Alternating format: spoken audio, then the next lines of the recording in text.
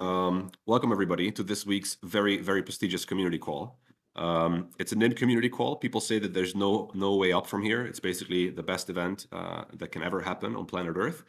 We tend to agree, but we're also trying to make things better every single time. So on that note, I will introduce our guests today, starting with our own Hux. How's it going, Hux? Hey everyone, nice to be back. Thrilled to be part of another community call and co-host it with you, Sudo. It's a true pleasure, Hux, as always. And of course, also the meat and potatoes of today's community call is half the team from Alephium, right? How's it going, folks? Please introduce yourselves. It's going great. Thank you so much for having us. So my name is Maud, and people who are already familiar with Alephium probably have seen me before. And if not, at Alephium, I'm responsible for pretty much everything that is not development related. But also, I don't touch too much marketing because this is what my colleague Vlad, who is here as well, does. Vlad? Hi guys, I'm Vlad. I'm glad to be back for this second time on the community call to NIM. Last time was a year ago, almost to the dot. So I'm very happy and honored to be back with Sudo, and thanks for having us. I'm doing everything like content related, marketing related at Alephium. Yes. So much has happened to both of our projects throughout that past year. So I can't wait to dig into that a little bit. Before though, I'm going to give a quick update to the community. So first of all, we're going to skip going forward. We're going to skip news roundups from the beginnings of these calls, and news roundups are becoming an NSL task. So if you feel like you want to create weekly news roundups, then you can do so now, and those will be shared in written format all over our channels. This is to make community calls a bit more efficient. Also, the community call is going to receive a major facelift, which is still in design. We're going to be changing quite a few things. Hux and I are very busy designing that, including finding a new name for it. So if you have any suggestions, then please do share it with me in DMs or on any of our channels, or just keep an eye on our channels where we're gonna be starting the conversation about this. Go ahead, Hux. We might even do a competition of the best new name for community calls to make it sound a bit more generic, bit more descriptive. And so any good ideas are more than welcome, and there might be some secret rewards from Sudo for the winner. Maybe, who knows? You heard it here first. And next up is we have a bunch of new joiners in the community from hopefully both the Alephium community. Hi there, guys. If you're joining from the Alephium community, welcome. And also from the ongoing CMC airdrop that we're running. So we created we're going to be trying to and probably failing to do a speed run NIM 101 at the end of this call in just 15 minutes. So Hux and I will attempt that. Stay tuned for that. This was a popular demand, so we're going to be giving you a presentation at the end. And also, I promised myself that for the first time ever on community calls, I'm actually going to introduce myself as well. I am Sudo, aka Simon. I'm head of community. I'm here to bring you all kinds of fun stuff and to involve you in everything that is happening around NIM, including bringing our vision to life. Yeah, so that was all my intro for today. This was a surprisingly short intro. So with all of that said, let's jump into our convo with the folks from Alephium. All right, so actually I have in my list of questions an ask to introduce yourselves, but I accidentally already asked you to do that. But then I will give a brief intro. So Vlad, you may already know if you've been around in the NIM community, then one of the very early stage NIM community calls Vlad attended. Hopefully the production quality is better now. Vlad, what do you think? I have to say the experience is very smooth. Very smooth. Right, so far. It was not bad before, to be honest, but this time first we see each other, because last time was on Discord, was mostly audio, if I remember correctly, and this time is really cool. Well, thanks. We really put a lot of effort into bringing this to reality.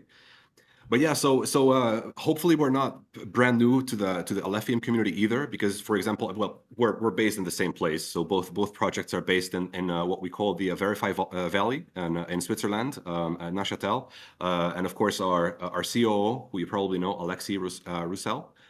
He also joined one of the what's the name of your community Tech event? Talk. At the time was called the Tech Talk.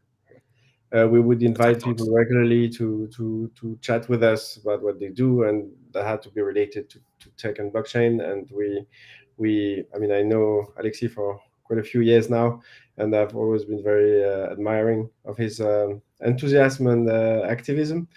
So of course we were very curious about what Nim is doing, and it was a really nice discussion.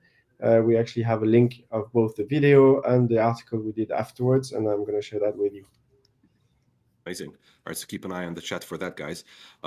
My first question to you, because we have a bunch of new joiners in the NIM community who probably don't know about Alephium yet. So let's give the rundown to everybody. What is Alephium about? What sets you guys apart? Yeah. So I mean, so first, Alephium is a layer 1 blockchain.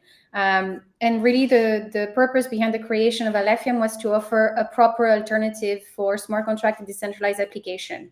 Because right now in the industry, the vast majority of smart contracts and decentralized enabled blockchain are built on the same technology. They are account-based, EVM compatible often. And when it comes to scalability, a lot of chain have made the choice of going to proof of stake. And we felt really wanted to go into another direction to offer an alternative, because if there's a monopoly, there won't be progress and innovation. So Alephium made the choice of building on and innovating on the UTXO and proof of work area. So there's three areas of innovation that set Alephium apart. The first one would be scalability. So for scalability, we use something called sharding, which basically in our case means we partition the network and we basically assign transaction to specific blockchains. We have 16 chain currently running on the Alephium mainnet, and we can scale up to 10,000 TPS with increasing the number of chain to 1,024. The limitations here are for hardware.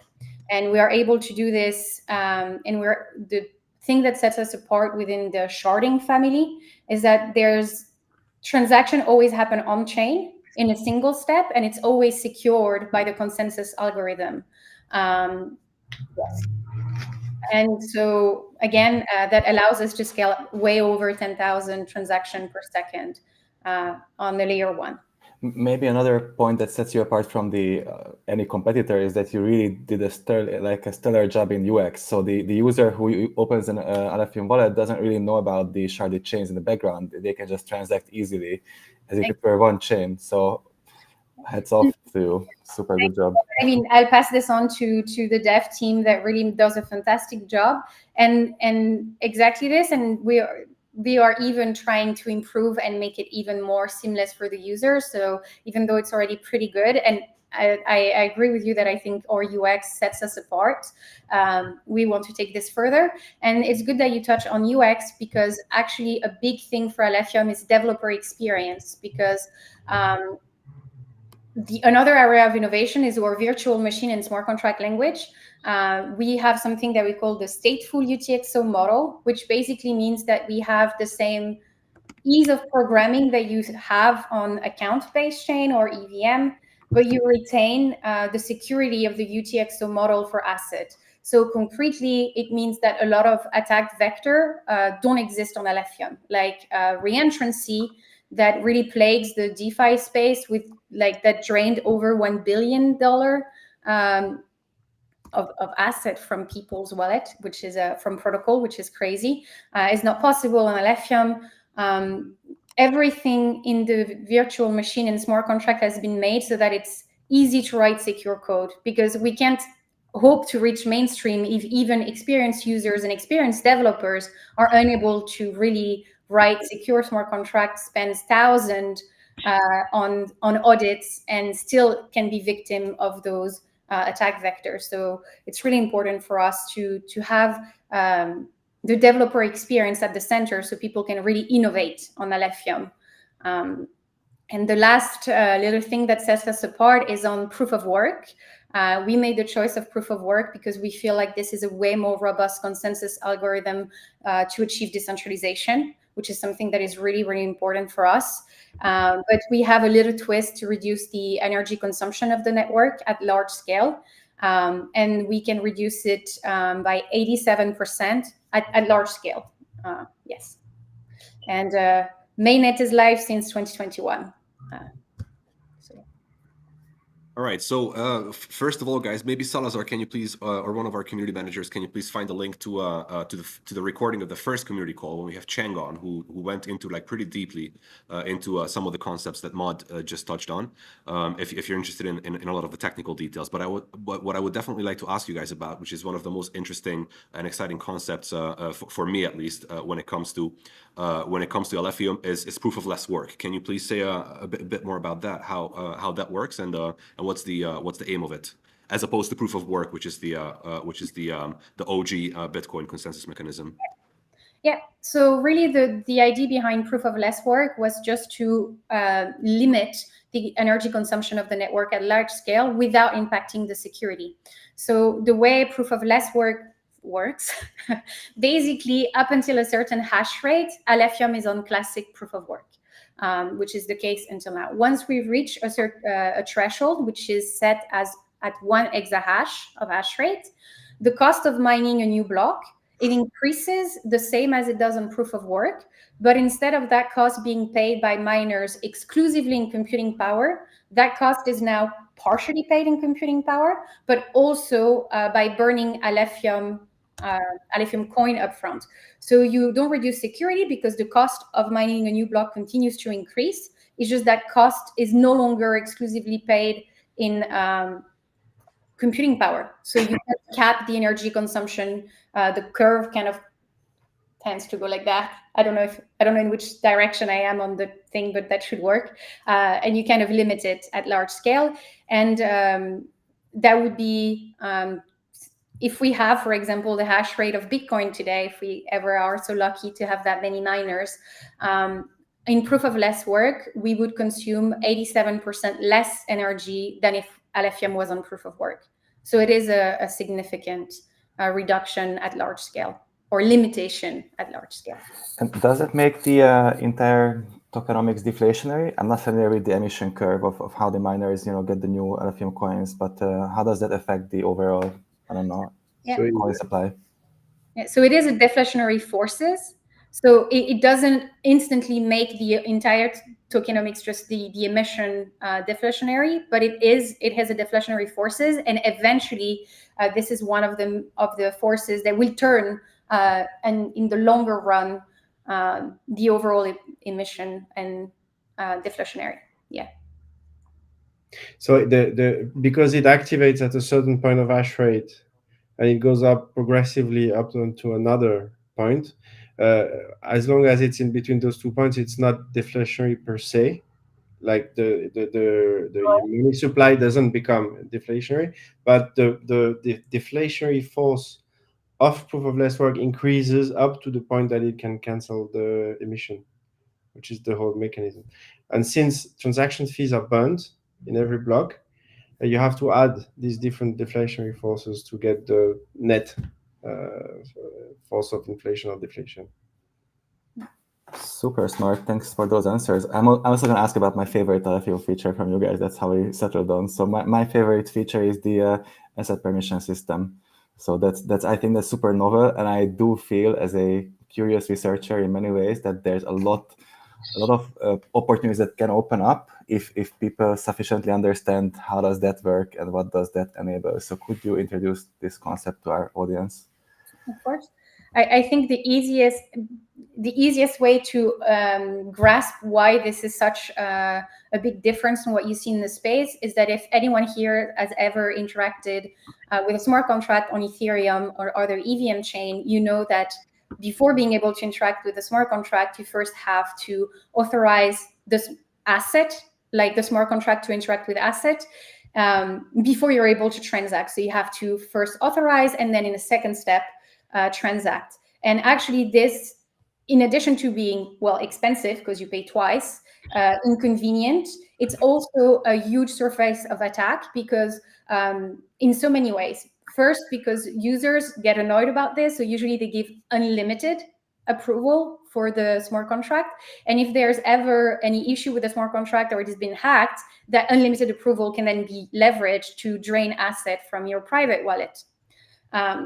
It's also what scammers typically use when you have those fake support people. They make you connect your wallet, you sign something, it's not a transaction, so you don't suspect much. They don't drain your wallet right away. They do it 3 months later when you were like, good, they had not scammed me yet, I'm safe. Actually, they just drain you 3 months later. And if you ever wanted to revoke this access, you can't do this on your wallet. You have to go into a third-party website to see the approval that you have, and then revoke them, which again, you have to make sure that this is just so many surface of attack. The way the asset permission system works on Alephium, it's just that you are basically approving the transaction that you're doing with a smart contract, and that's it. It's in a single step. You are just doing that one transaction, and that is it.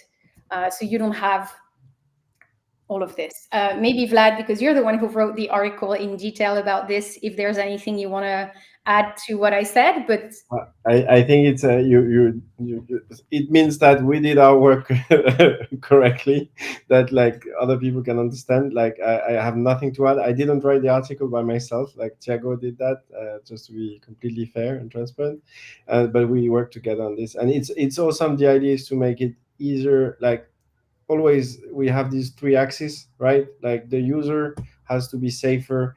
It has to be easier for the dev, while maintaining decentralization and security for everyone. That's the constant axis on which we work. And if it comes across and like people like you find about it, we're very happy. Yeah, but to be fair, the asset permission system just works the way you would expect logically how the interaction should go. It's the previous way that makes no sense. That one feels very logical to some extent. But that's what's good UX is, no? Like making it convenient for the people how they used to be doing things, not like very weird other ways how we not used to doing things. Maybe that's why we fell victim to so many scams and attacks on these permissions and other chains with account-based structures. Yeah. I mean, all we want to do is reduce it to a maximum. I think no one can claim that they protect against every scenario, but really making sure that we do it as much as possible, that at least everything that is known and can be addressed is addressed. And I think, anyway, it's a continuous process. And that's something that we always try to do, to continuously evolve, and making sure that whatever we build today can evolve to be relevant and in the future as well.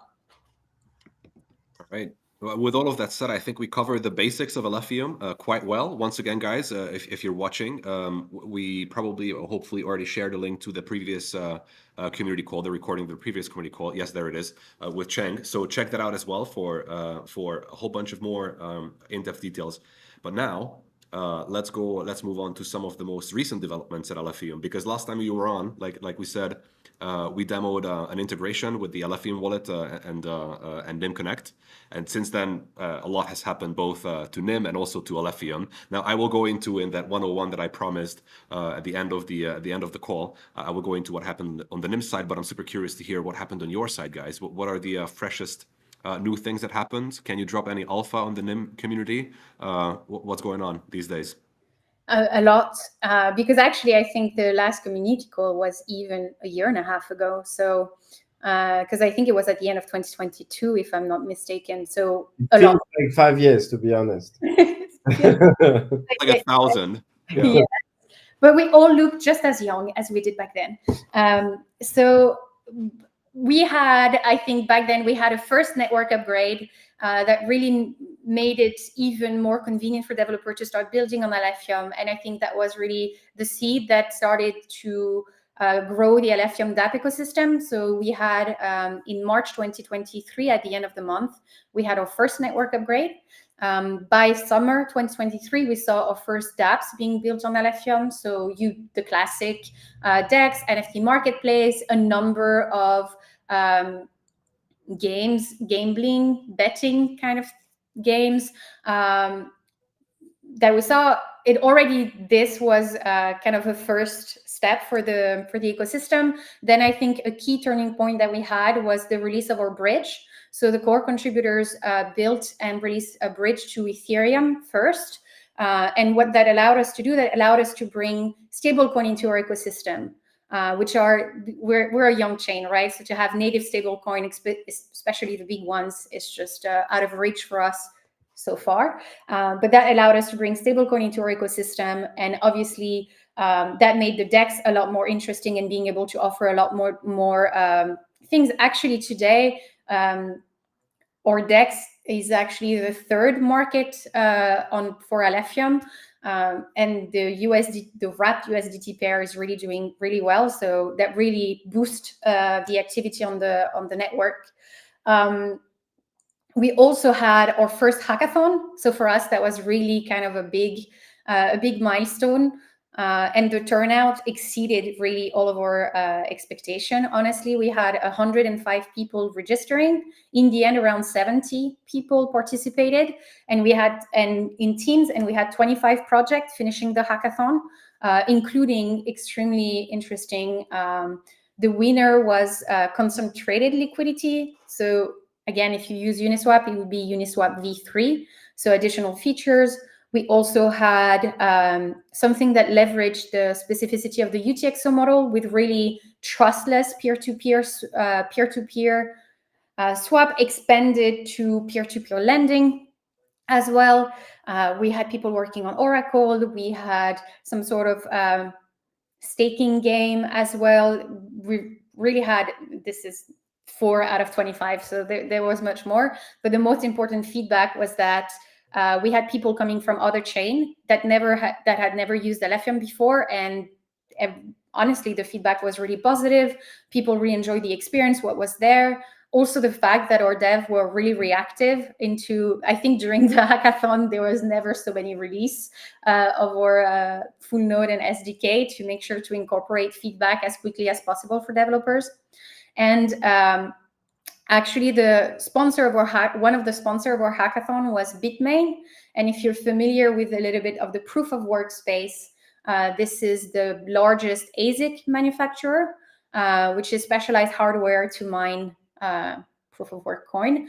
And so that kind of marked the beginning of the interest of the ASIC and professional mining community, to some extent, if you can call it that, into Alephium, which is also very positive to see interest so early. And we actually had the first ASICs released in April, which was not from Bitmain. It was from another company called Goldshell, and that kind of marked a little bit it's a transition period for Alephium, because then you start seeing professional and dedicated hardware starting mining Alephium, and while GPUs and FPGA are still here. So yeah, and that takes us one step closer to proof of less work that you like, because we need the hash rate to reach this point.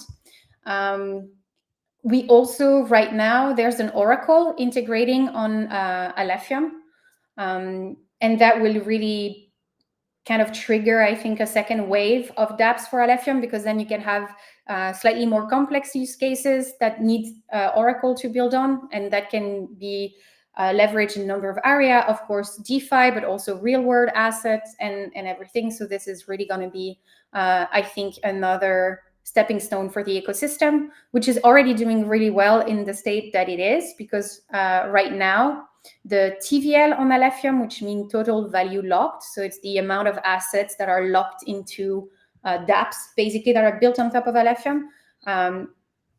At the all-time high, it was 66 million. Now we're more around 45 million, because, prices fluctuates.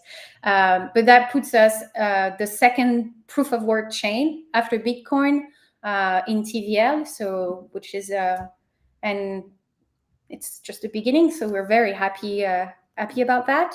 And maybe this is not really an alpha, but it only just recently been announced. We are organizing our first developer meetup in June. And so if there's developers from the NEEM community that want to attend, every developer welcome. And I think Vlad should be posting more information about this at some point today, if he has not already. All right, so but we have a lot to post about, because today, like, Cheng actually posted a crazy update about the next upgrade coming to testnet, actually. Reminds me, I forgot to talk about that. Yeah, like, so just I was talking, I thought I was already talking too much. I can do the TLDR. Like, since the last time we had the community call, like an entire lifetime happened. Yes. The chain at the time was simple. The tools were simple. Everything was robust. Everything was there. But since then, the network upgrade unleashed a wave of creativity that has completely changed our experience for us of our job and for the people of the ecosystem. And now it's like we got tons of NFT collections. There's like tons of coins. Some are meme coins. Some there's a launch pad. There's activity happening all the time. And for me personally, like, the communication has completely changed as an exercise. Like, we have spent enormous amounts of time to try to explain the tech, which is why we did with the threads and the posts and the articles and stuff. And now it's much more about understanding the projects, like helping them promote themselves, putting them out there, and seeing like the creativity of the people who come either from other chains, either that are homegrown and start having ideas, or that meet each other and start creating stuff. So it's really fascinating, to be honest, and it's very energizing. Sounds amazing. And can I just ask, because there's so many similar questions in the chat too, that what's your secret sauce with working with the community in despite of being such a small team? So how do you make this magic happen? So I have a few answers to that. The first ingredient, you have experienced it by now, it's Maud. For me, she's down there, but she's up there. I don't know which side she's on. So Maud is absolutely infatigable, and as you've seen, she's very transparent. We say what we do. We do what we say. We don't say too much more than what we don't overpromise. We talk tech. We talk what we know, and we maintain this really, let's say, strong and truthful relationship with the community. And we're very close. Like, devs have questions, they come on Discord, they ask a question, Cheng answers, Hongchao answers. There's never more than one step to have a discussion with us. And we're active sometimes at night. We're on all time zones. So at the end of the day, we're very close. So that I think that's part of the secret sauce. And the second thing is we don't overpromise anything, like, ever. And part of this is, I think it's also like Vlad did a really great job to find the voice of Alephium, I think, because it took us a little bit of time to find our voice. And I think the voice is Vlad now. So like every content you see on Twitter, sometimes I intervene and I was like, no meme, forbidden. Yeah. But no, I think everything Vlad said is like, I think we try to be very close to the community. I think we have a lot of multitasker and people who cannot really sleep at night. So, that makes us very present into our chat. So really, you can talk to Cheng if you go into the Discord. You can talk to the core dev. They will be very happy to respond to questions, hear feedback. We are at a stage where there's many things to be built and where the developer feedback is crucial. So we try to engage as much. This is why the hackathon was such an interesting experience for us and such a fruitful experience into building new features, because you get firsthand experience from people. We kind of started small when it was about the VM and the smart contract language, because we wanted to be able to evolve it with the real feedback from people using it, and not start too big and build stuff that are not necessary, or design them in a way that is not practical for developers. And I don't know how long we'll be able to continue doing this, but so far we're holding. So we'll continue on. And like also, like, it's not my voice. It's the voice comes from the origins, and the tech is both strong beliefs, like, decentralization is the best way to guarantee security, things like this, and very in strategy, and very strong pragmatism, tactically, right? So how do we get there? What do we build? Also engineer mentality. So the voice is the reflection of that. And I think people appreciate that. And the community we have started strong around those values. And yeah, for now, it's an interesting exercise. And I do want to say another thing that we try to do. I don't know, we are doing it, so it's a bit difficult to kind of look back and be able to have like constructive feedback about it while we're still doing it. But let's say our objective and what we really want to do is to empower the community, because at the end of the day, we also want Alephium to be community driven and to be led by the ecosystem. Obviously, in the early days, there is a reliance on the original core contributor that you can't really avoid at first. But what we want is to make sure that we don't have it longer than necessary. So we try to empower the community and to really let them have a voice and contribute to the development of Alephium. We're not doing anything really crazy like there. We have, for example, there's a community DAO that we gave a grant to that can support initiatives as well. So we really try slowly but surely to give as much self-determination to the community as possible, so that it can become a drop in the ocean. Yeah, there's like part of our budget is going to grants also to finance projects that often come from the community, not always, but very often. The ambassador program that is coming also leverages a lot the community members. So community is a learning process, like for both the community and for us, and we go at it very pragmatically, step by step. Amen. Yes. That's actually very relevant to the coming presentation. And with all of that said, since we talked about so many aspects of community, let's actually go to the community questions now, to the Q&A section. Starting with, I have one more question, Sudo. Can I have just one more question? There's one topic I'm super interested about, and sorry, that's kind of like professionally bugging me, so I must grab the mic. So what about privacy on a UTXO model? So like transactional privacy, is there any research going into this, or do you have any ideas how to provide transactional privacy to the chain users? Or what's your thoughts on that? So there's no built-in privacy feature into Alephium. However, one could say due to the UTXO model, and actually on Alephium, and I think it might be the same. I think it is the same for other UTXO chain. With the same private key, you can generate as many addresses as you want. So you can create some sort of privacy around this, because you can really have dedicated addresses for different things. And if you are not transacting between those addresses, there's no way to link them together. So that's to some extent an existing feature that can be leveraged for privacy. We've worked with NEEM to allow our wallet, for example, through NEEM Connect, to ensure privacy of our users when they use our wallets. And so we want to work also with expert into this to really add this on top of Alephium. We welcome people more privacy focused to come and build and leverage the UTXO model of Alephium to bring more privacy to users, because we feel it's a fundamental right and something that should be ensured. So we would love to have people really explore this further on Alephium. Thank you so much for that answer. Sudo, you can go with the community. There's so many questions. It's better that we start crunching them. Can you take one about the network upgrade, because I completely forgot to talk about it, and I saw a few. There's a question. There's a community question about that. So maybe let's start with that one. Take that one. All right. So Gaming Fighter asks, thanks for the question. Rune upgrade is around the corner. Can you briefly explain what kind of benefits will it bring to the Alephium network and its users compared to the current state? Thank you. Yes, I would love to, because I forgot. So then it's a big thing coming to the Alephium network. Actually should be released on testnet before the end of the week. It brings a lot of user experience and developer experience features. The first one would be reducing the block time.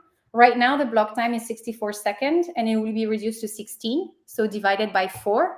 And they have already even tested lower block time, but that will be done in subsequent upgrade, because you want to make sure that you test everything through and through. So division of the block time by 4, which should really, from the user perspective, it means your transaction feels like it's being processed a lot faster when you interact on dApps. So great improvement on the user experience.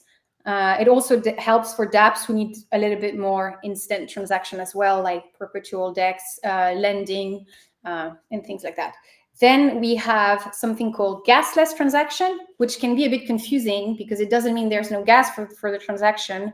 But what it means is that you can subsidize transactions. So if you're a smart contract developers, you have a dApp, you can actually pay transaction for users that interact with your smart contract. So that's a way, for example, to incentivize adoption or to reward people that interact with your dApp. And the good thing about the way we are doing this is that it's built into, this is done via the VM natively. So it's fully on chain because you have some gasless transaction mechanism that rely on an off-chain relay or something.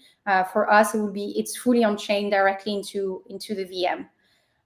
There are also a number of improvements to the VM, something called map structure, so that facilitate the developer experience. And a lot of other things. Vlad, I know you've wrote update about this recently, so you can go into everything I've not mentioned yet. Yeah, like I've shared you can see the links to all the different threads. Don't worry, it's not too disorienting, it's not too technical. We try to make it very understandable, so it's step by step. The general idea is that we keep improving the chain as much as we can. We were talking about the closeness with the community. One of the very useful things about that is we get feedback. We get a lot of feedback. We get feedback from the get-go, from devs, etc. And since the feedback loop is so small, very often Cheng and team, they integrate the feedback as much as they can, as much as it makes sense, into the designs of what they're doing. And so the Rowan upgrade actually changed while it was being developed and integrated a lot of feedback as we go, and ended up being way more than it was set up to be, even though it happened fairly fast in the end, and with very, very big coverage in terms of testing, because we take this very seriously. So it's on DevNet already for a month. Now it's coming to testnet on Saturday, and it will stay. Because Sorry? That's an alpha. Yeah. This we didn't. Actually, Cheng posted it an hour ago. Didn't tell me, to be honest. I didn't know he was gonna announce it today. So I can say it with So we have a post that is planned for Saturday when it's actually released, but the date is announced since today. Okay, So, we did May 11th, which is a sacred date for Alephium because it's my birthday, but also his birthday, but also the birthday of another one of our devs. So, and it will now be the upgrade on testnet date as well. We actually did a thread about that a while ago. It has nothing to do with blockchain or even Alephium. Is that do you know about the birthday paradox? It's a weird mathematical thing that says that in a group of, I don't remember how many people, you have like 50% chances. I think in a group of 22 people, you have more than 50% chances to have two people who have the same birthday date. Not one? I think just one. No, that sounds a bit extreme. But anyways, it could be. Yeah, I will find you the thread and I will give it to you. It's actually fascinating math. Yeah. And in Alephium, the fact that we had 3 people on the same day in a group of like 12 people or 14 people is very exceptional. It was actually 3 people on the same day, and at some point we were a group of 3. Yeah. So it was. That's wow. So every time I had to do any admin declaration and things, I had to leave a little comment to say that it's not a typo, that we are all born on the same day, just different years, just so that they don't think I messed up whatever declaration I was doing. We're just just half-assing, filling out something. I just copy paste the date. It's fine. So nice. That's actually fascinating. I looked up the birthday paradox in the meantime. So you need 23 people to reach 50% probability of a shared birthday in a month. Which this story, I mean, it's a lot crazier than that. 3 people from this, yeah. The probability is quite, you don't need that many people to hit 2 people, but to get more than that, then it kind of increase quite a bit after. But yeah, anyway, Saturday is a good day. Paradox. A link will be shared to the birthday paradox as well. And we lost Sudo, but that's okay. Oh, and he's gone. He's gone. But he will come back. Are you able to take to put up questions? So Yes, I have a connecting question to community stuff still. There's a question: how does community grants and reward programs work? Maybe you want to answer this. So we actually have different things. There's the grants that are really for developers and people. I mean, actually, not only developers, but grants would be larger amounts tied to milestone and more long-term project that take longer to develop. Primarily, we're talking developer related, but you can also have grants. For example, our community DAO has a grant to have funds basically committed to the development of the Alephium ecosystem and increasing the awareness. So you can also have non-development related grants, even though at the stage that we are in, that is the primary focus. We also have a small reward program. So every month we have a form. People can submit the contribution that they've done into the ecosystem. And every month I review the form and we give a small reward and token of appreciation for people who have contributed to the community and to the ecosystem. And Vladimir is launching, will be announcing the first cohort of Alephium Ambassador that has just been selected, and the names haven't been announced, but they will be soon, just finalizing a few admin stuff first. And so if the experience is positive. Yeah, about that, I want to give you an example of like decentralization in action is that we intended originally to have 10 ambassadors because we want to beta test things and, start slow and see how it works and then evolve it. And then we had a discussion. First, we received 354 applications, which is a lot. I won't lie to you, like a lot of these were like, let's say a little bit hard to read. But we got enough that were of quality that we started talking with the DAO, and the DAO said, yeah, we'll take 10 more. So at the end of the day, the ambassador program will be kind of a collaboration with the generous contribution from the DAO. And we think this is really interesting because it provides a little bit more perspective, more ideas, and a little bit more latitude in some things. So it's really, so that community comes into play again in this. Yes. Fantastic. Should we do more questions? How much time we need for the presentation on our end? Should we do one more question? We have so many good questions, although it's hard to pick one because a whole bunch of them were answered in different ways already. I saw one. I don't know if pick one. Pick one. There was one about whether miners could, with proof of less work, whether miners could artificially inflate the internal cost. And I do want to say is like, so miner don't decide the amount that needs to be internally mined. This is set by the network. So the ratio of the cost that is computing power and that is burning, this is set by the network. It's not at the miner discretion. And what decide, and it's 7/8 of the, there's a whole formula somewhere, but it's 87% basically of that cost that will be burned, and this is set into the network. So that can't be changed. That cannot be changed by the miners. This would need to be adapted. This would need to be adapted in a network upgrade, for example, if you wanted to change those parameters. And that's also why you don't switch completely to a like proof of stake coin burning scheme, because then you keep the energy element in the picture, and it's still going to be probably a very significant one. So the idea is really to find an optimum somewhere in terms of energy spent. Yeah, a good balance. So you retain the computing power necessary. So to give you, I think proof of less work is, and now I want to say it's at least we need the hash rate to be 10,000 times what it is today.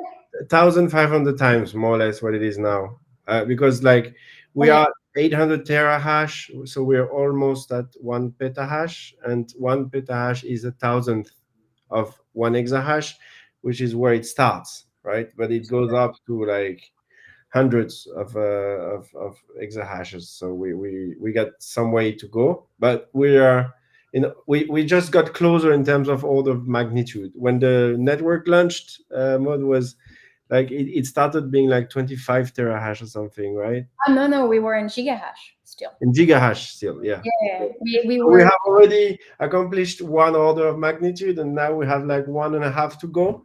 We'll be at proof of less work. Because I think we wanted, when we launched, we one milestone would have been 500 gigahash, I think. And then when we passed the 1 terahash, it was already kind of a big step for us. Yeah. And this is one of the things we have to manage in the community right now. Actually, the community was a lot of miners, GPU miners, and as ASICs are coming, it changes a little bit the dynamics. So this is also something we're talking about every day, and it's really fascinating topic, to be honest. Are there any community questions that you saw that you would want to address in particular? Because if not, then I would like to ask a bit more about ASICs and the decision to like introduce ASIC mining. Yep. I mean, that's that one I saw. I haven't looked at everything, so I think feel free to throw in your question.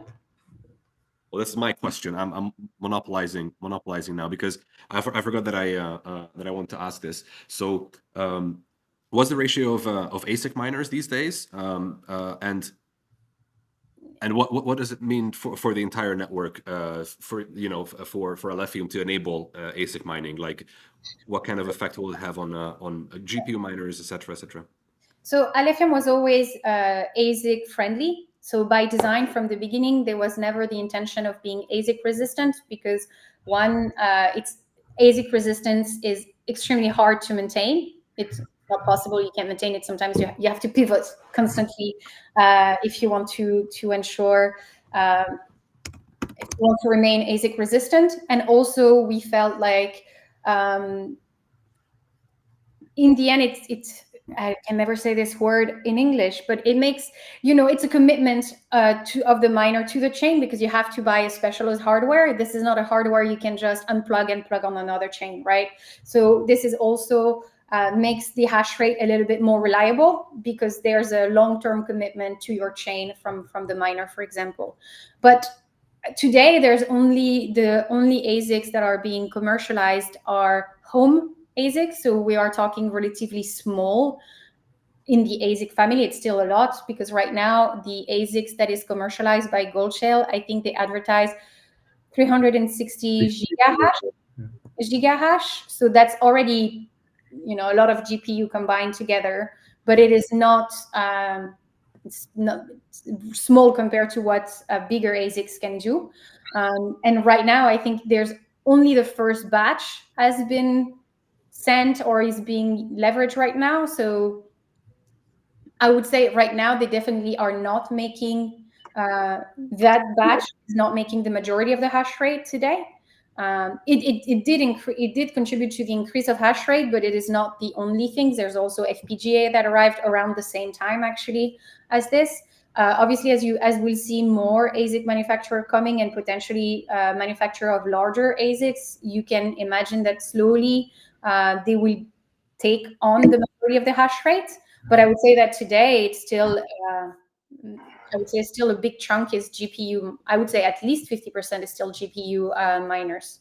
But as you know, like it's a permissionless thing, right? Like everybody can come and mine, and nobody asks for permission. Like we said, it was clear from the beginning that the algo is not ASIC resistant because it's a losing battle, and there's many reasons. And I would share with you also another thread we did on the topic.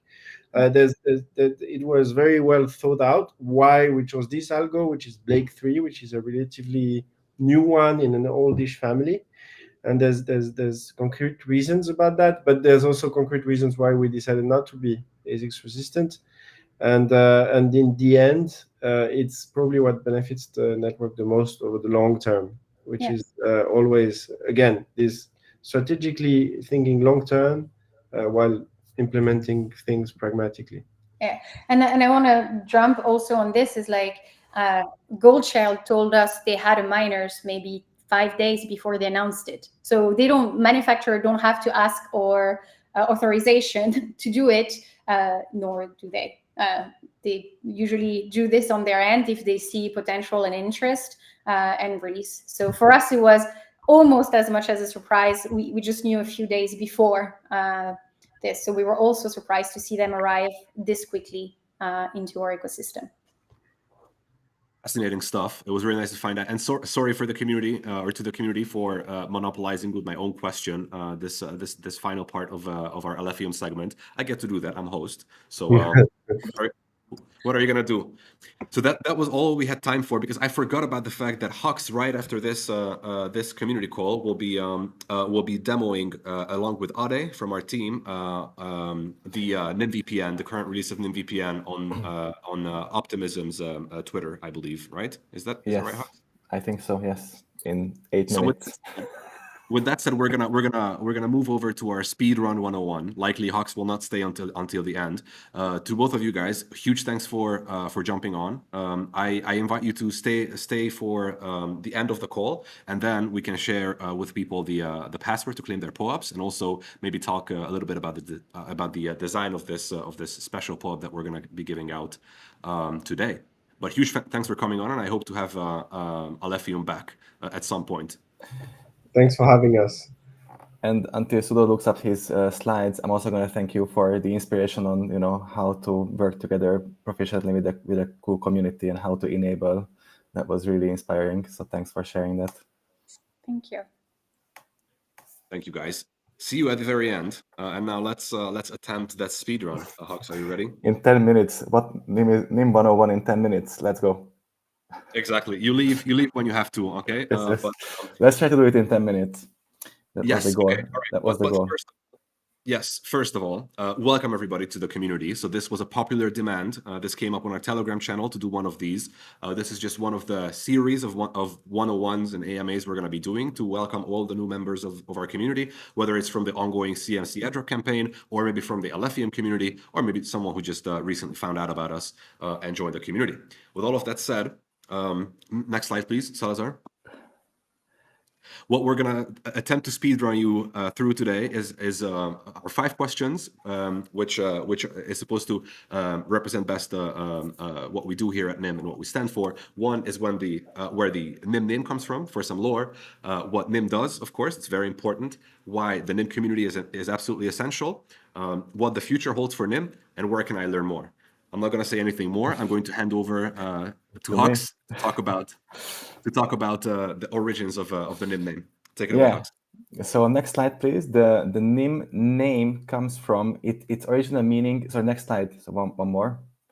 Yes. So NIM means word or name in ancient Greece.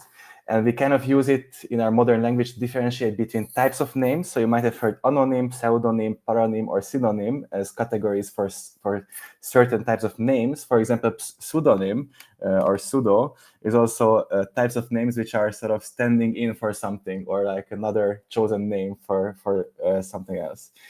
And the name NIM also is a reference to the genre-defining cyberpunk sci-fi from the 80s that you can see the cover here from Bernard Winch, True Names.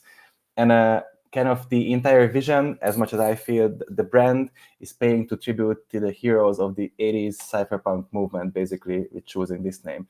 And just for reference, a cyberpunk is any individual advocating for a widespread use of strong cryptography and privacy-enhancing technologies as a route to social and political change. Exactly. One thing that I will add here, even though this is a speed run, we're not going to go into a lot of details.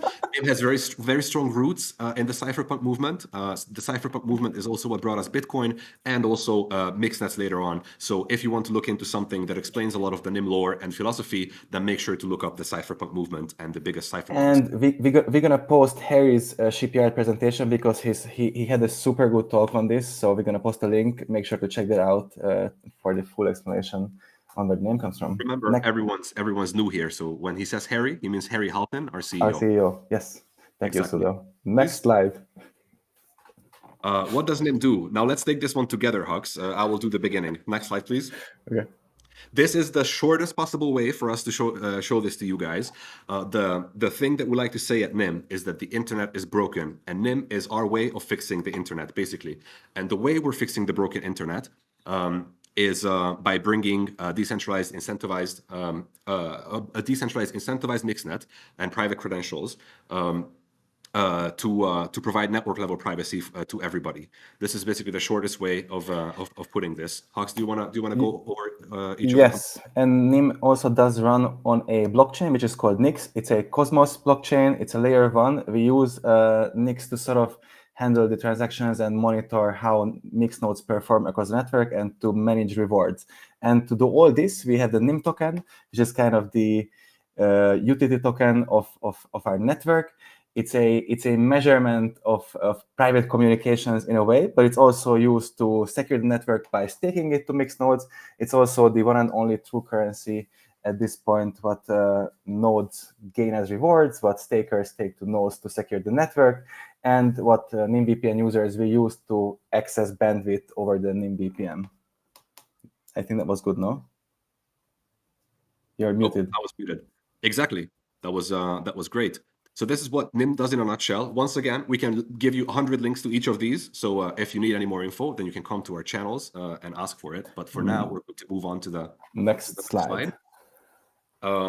So this is an essential visual representation of the difference between NIM, Tor, and regular VPNs.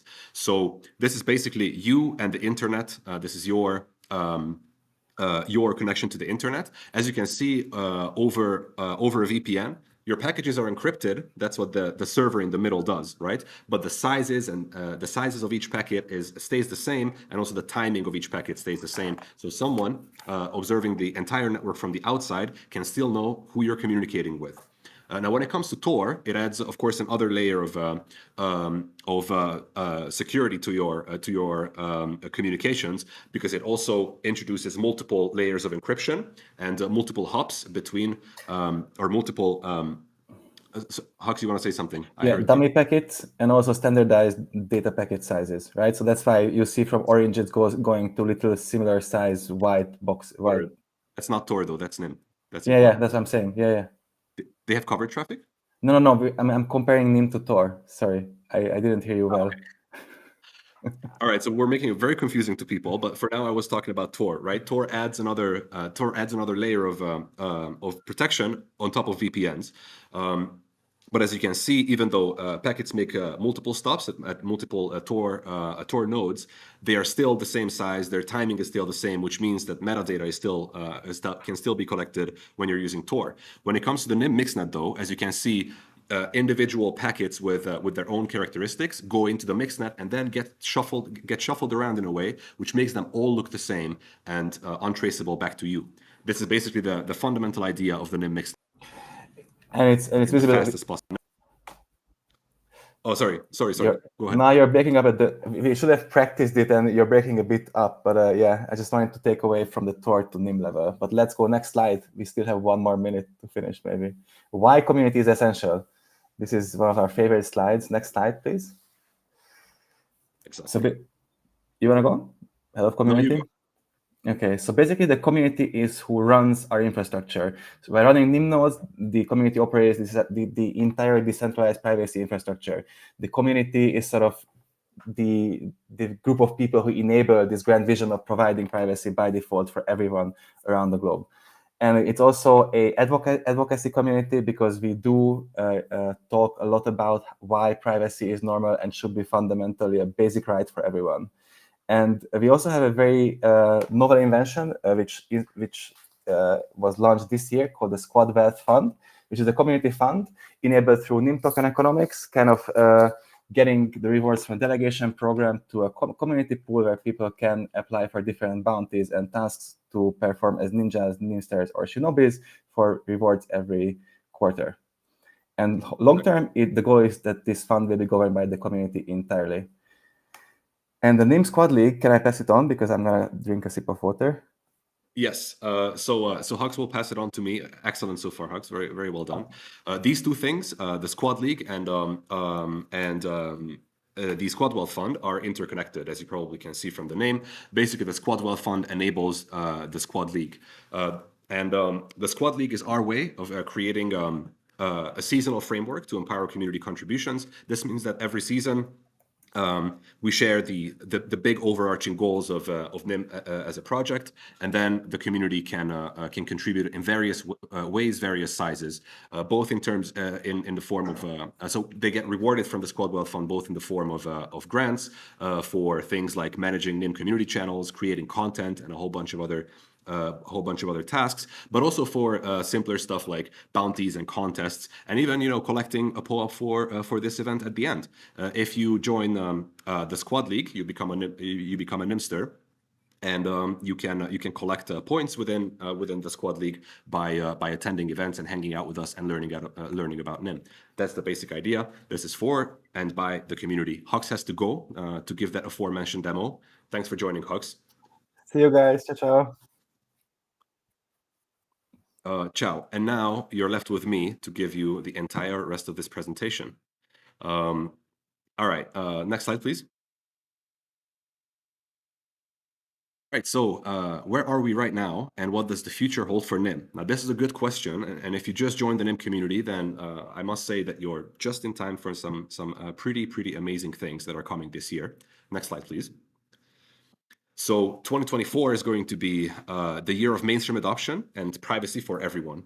You probably already heard about NIM VPN if you read about NIM lately. So that's the big thing that is happening this year. But maybe before that, I will walk you guys through the steps that we're taking before NIM VPN is fully released. So right now, the final I's are dotted and T's are crossed in terms of the network readiness. So our community is running large scale network tests, which a lot of the community members know as Fast and Furious, which ensure that the network behaves appropriately in large real world load conditions. And then of course also the finishing touches are being not the right way of saying it. So the infrastructure binaries are also getting their final updates and final touches, and gateway rewards, which is the last missing piece of rewarding, decentralized rewarding of node operators, is coming soon also, as our node operators already know from the operator town hall. Now, the other big thing that just happened last week, actually exactly a week ago, is that the NIM VPN Alpha came out. So we run a whole bunch of tests internally and also with our community and our community squads with the initial releases of NIM VPN. But now there is an actual alpha release, which anybody can sign up for. Access is being provided in batches. So we're starting with known community contributors and supporters. They get the access first. But if you're interested in testing out NIM VPN in its alpha early stages, then you can ask on our Telegram, Discord, or Matrix channels for advice on how to sign up to the list. Now, the big thing, like I said, is going to be later this year when NIM VPN fully launches, and this will be the first commercial application of the NIM network. So this is where the NIM network will see a large-scale adoption. And also, this will be a milestone to privacy and easy to use privacy technologies in general, because this will be the first solution ever to provide strong network level privacy, which can also not only protect your data but also your communications metadata in a very simple and easy to access, easy to use form. So that is why NIM VPN is going to be an absolutely huge thing that is happening this year. Now, as for the community, the Squad League will continue to change. So we're updating, like I said, in the seasonal model. Once every quarter, we update the task list. We create more grants. We create more tasks and more contests together with the community. And we align, of course, the goals of the program to the current objectives of NIM as well. So this will continue to evolve. And also, we're going to be the long-term vision of the Squad Wealth Fund, like Hux mentioned earlier, is to introduce full-scale on-chain governance of it. So this fund that funds community activities and community contributions will be fully governed by the community, hopefully before the end of the year. And also, there will be a NIM VPN affiliate program, and there is no better person to participate in that than, of course, our community members who know the project very well, and they are experts at our technology. So that's what the future holds for the NIM community. Next slide, please. All right, I'm doing kind of good in terms of time, not so much in terms of delivery. I really try to be quick here. So hopefully, if you have any questions, you can come to our channels and ask them. This is what the next slide is going to be about. So if you want to learn more about stuff around NIM, what should you do next? Next slide, please. So this presentation, this deck, will be shared at the end in the format of a PDF. So all of these links that you see here, you will also see on Telegram, Discord, and Element. But the gist of it is that please join our channels. We have presence on Telegram, Discord, Matrix, Twitter, and probably I forgot at least a few. And if you have any questions about anything related to NIM technologies, which are pretty complex, the community is right there to help. So please make sure to come to the channel, make yourselves at home. You can also introduce yourself if you're new, and ask away, because people will be there to help you. Now, also, we're going to have a new joiner AMA tomorrow. So this, I'm not sure about the exact timing of this. So keep an eye on our Telegram channel for details. We're going to be announcing it once we know the final details. So this will be where all new joiners can basically ask any NIM-related question that they have.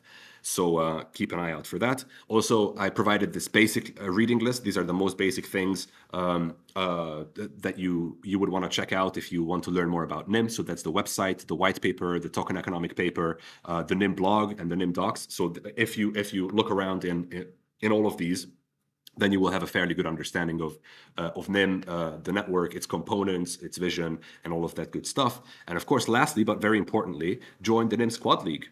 So we have this Squad League that I talked about, which is this big community framework that we built. First, we built it, but now my big goal as the owner of this framework is to build it together with the community. So if you have any intentions of doing that, or you just want to learn about NIM, hang out with the community, join events such as this one, join cool contests, and help us achieve our objectives together, then make sure to join, check it out, check out the list of missions and tasks. And also, you can, of course, make some NIM tokens in various formats, in the form of grants, in the form of bounties for points that you collect over the season, and all of that good stuff. So make sure to check it out if you're interested. And that was basically my presentation. I believe there's a last slide. Yes, I put this in on purpose.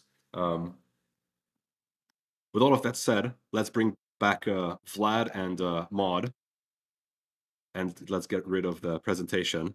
All right, so how bad was that? I feel like I rushed it.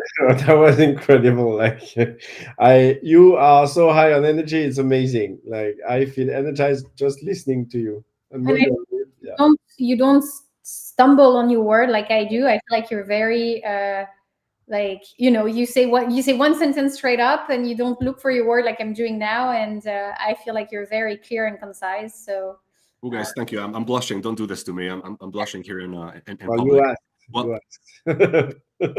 Thank you, guys. Thanks for the feedback. Hopefully, the community also learned some of it, right? Some of the stuff that I shared. Again, you will see the slide deck at the end, and this is just the beginning of the conversation with our new joiners. Warm welcome to the community, and yeah, let's join our channels. Make sure to ask any questions that you have, and if you need any help about anything that was discussed, then me or someone from the community or one of our community managers will be right there to help you. But there's nothing left to do anymore than to check out of this call. Thanks for sticking around, guys. Hopefully you had a good time here. Do we have to give the password? No, yes. Yeah. Exactly. Yes, we had a good time, for sure. Yes. I hope to have you guys back at some point, and if you need a guest on your tech talk, then let me know, because I'm happy to jump on as well. It's always very nice to hang out with you guys. Yeah, and I was thinking it would be great. We put them on pause for a little bit because we had so much going on. But it would be nice, and it would be lovely also to hear about the NIM VPN. To share this with our community. I think a lot of our community would love to hear about that. All right, I'll take that to heart, and once we have a public release, which is not gated, maybe we jump on and give you guys a demo, or we can actually already give you a demo. Anyways. Big thanks for coming on, guys. And now the only thing that is left, as is customary here on NIM community calls, is to give you guys your POAPs. So what you need to do to claim your POAP is to go to nimtech.net/go/POAP. A link to it was shared in the chat, and enter the phrase What is the phrase, guys? It's a Rhone upgrade. Exactly. There it is. It's in the chat. Rhone upgrade. You have to use the caps. I'm sorry, I was not paying attention because I was trying to click on the link because I want my POAP. Claim it, claim it. Oh, and now Sudo left, so he went to claim his POAP. I'm sure he clicked on the link as I did. So you will see it's a picture that comes from another time, from the beginnings of this design, or even maybe before, and it's a picture of the fondue, which is probably that is one of the most famous foods of Switzerland. It's excellent. It's something you share in a community, that you actually do as a community, and then you usually have that with a bit of a white wine, and after that you're happy, and then after that you sleep.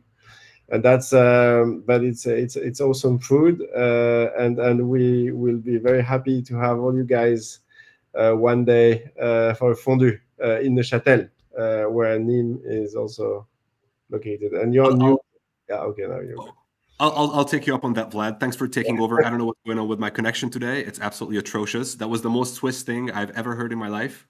Thanks for explaining to people what fondue is and why you guys chose that design. Hopefully everybody likes it. We have a cool we have it as a t-shirt in the merch shop if some of you like it. It's not advertising, I'm just saying. We need a link. The link. You have to find it for yourself. Okay, all right. If you want the fondue merch from the Alephium merch store, then you have to find it on your own, yes. Which is kind of rude, but okay. I will give you the link. Come on, now I feel bad. Or you just have to go to the website. It's somewhere there. You just have to scroll a bit. It's all good. But right, people who never had a fondue, you should definitely try it out. It's happiness not in a bowl, but in a carton, comme on dit. Exactly. So. All right, folks. Well, with all of that said, we're already almost 15 minutes over. So once again, a huge thanks for joining us, Vlad and Maud. Always a pleasure to have you. And also big thanks to our community for sticking along. Hopefully you guys will help us out in welcoming all our new joiners and answer their questions. Keep an eye out for the upcoming AMA, which is going to be a new joiners AMA. It's going to be tomorrow. Yeah, hopefully you enjoy the community call and stay tuned for more details. Bye, everyone. Have a nice evening. Bye.